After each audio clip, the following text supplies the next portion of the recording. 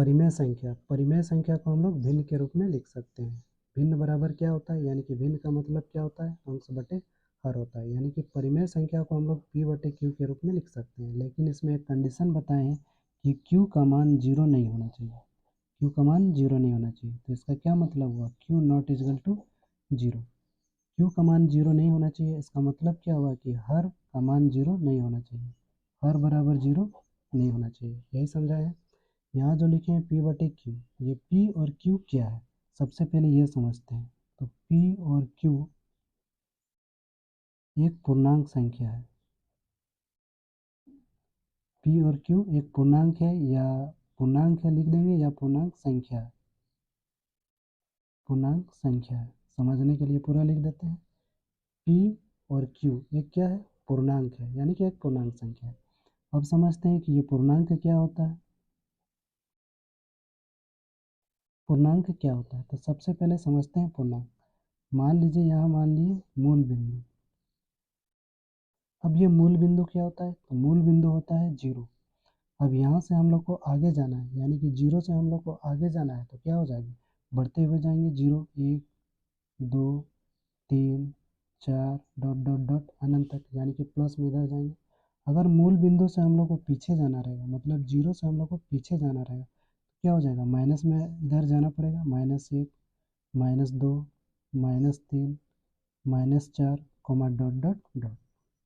तो इन सभी पूर्णांक संख्या को हम लोग भिन्न के रूप में लिख सकते हैं। जब भिन्न के रूप में लिख देंगे तो वो क्या कहलाएगा, परिमेय संख्या कहलाएगा। जैसे कि यहाँ बताते हैं, कोई भी संख्या को देखो 1/2, तो ये क्या कहलाएगा, परिमेय संख्या। क्यों, अंश बटे हर के रूप में लिखा गया। 3/4 ये क्या होगा, परिमेय संख्या कहलाएगा। इसको माइनस में भी लिख सकते हैं, माइनस में भी संख्या हो सकता है। -2/6 ये भी क्या कहलाएगा, परिमेय संख्या कहलाएगा। -8/9 -8/-9 लिख देते हैं, ये भी क्या कहलाएगा, परिमेय संख्या कहलाएगा। 5/6 लिख देते हैं, ये भी क्या कहलाएगा, परिमेय संख्या कहलाएगा। 0/4 लिख देते हैं, ये भी क्या कहलाएगा, परिमेय संख्या कहलाएगा। इसका अंश 0 है, लेकिन इसका हर 0 नहीं है, इसलिए ये परिमेय संख्या कहलाएगा। लेकिन इसी को हम लोग 5/0 लिख देंगे, तो ये परिमेय संख्या नहीं कहलाएगा। क्यों, इसका अंश में तो 5 है, लेकिन हर इसका क्या है, 0 है, तो ये परिमेय संख्या नहीं कहलाएगा। अब आसानी से परिमेय संख्या को पहचान लेंगे। बस परिमेय संख्या क्या होगा, बटे में होना चाहिए, मतलब अंश और हर के रूप में होना चाहिए। बस इसका हर क्या है, 0 नहीं होना चाहिए। अगर हर 0 हो जाएगा तो वो परिमेय संख्या नहीं कहलाएगा।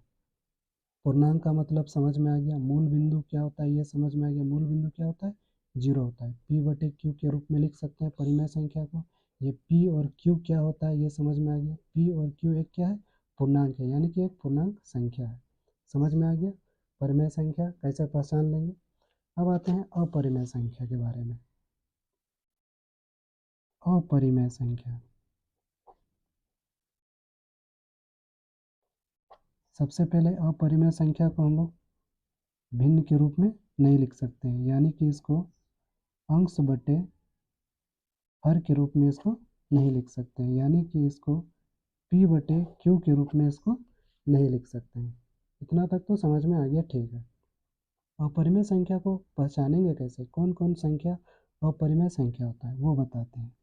जैसे √2, √3, √5, ये सब अपरिमेय संख्या होता है। क्यों होता है, मान लीजिए √2 का अगर वर्गमूल निकालेंगे तो कितना आएगा, 1.414 डॉट डॉट डॉट आते रहेगा, बराबर √3 का वर्गमूल निकालेंगे तो कितना आएगा, 1.732 डॉट डॉट डॉट आते रहेगा। √5 का वर्गमूल निकालेंगे तो कितना आएगा, 2.236 डॉट डॉट डॉट ये आते रहेगा। देखो ये पॉइंट में आया, डायरेक्ट इसका वर्गमूल नहीं निकलता है। तो √2, √3, √5, √7 ये सब अपरिमेय संख्या के अंतर्गत आता है। और एग्जाम्पल देते हैं, जैसे √25, √25 का वर्गमूल कितना होता है, 5। ये देखो डायरेक्ट निकल जाता है, ये नहीं निकलता है, पॉइंट में आता है और लंबा चौड़ा आता है इसका। समझ में आ गया। लेकिन √25 का वर्गमूल कितना होता है, 5। ये परिमेय संख्या कहलाता है। क्यों, 5 के नीचे कुछ नहीं तो क्या मान लेंगे, देखो अंश बटे हर के रूप में लिखा गया, ये परिमेय संख्या कहलाएगा। लेकिन ये अपरिमेय संख्या कहलाएगा, क्योंकि इन सभी संख्या को हम लोग भिन्न के रूप में नहीं लिख सकते हैं। समझ में आ गया। और एक बात जानना ज़रूरी है, पाई का मान। पाई का मान कितना होता है? 22/7 होता है। अब तो कहेंगे कि पाई परिमेय संख्या है, क्योंकि पाई का मान 22/7 हो गया और ये अंश बटे हर के रूप में हो गया। लेकिन नहीं, पाई का ये जो मान है 22/7, ये पाई का अनुमानित मान है, इसीलिए पाई को अपरिमेय संख्या के अंतर्गत ही रखा गया है। मतलब पाई को अपरिमेय संख्या ही मानेंगे। क्लियर हो गया पूरा?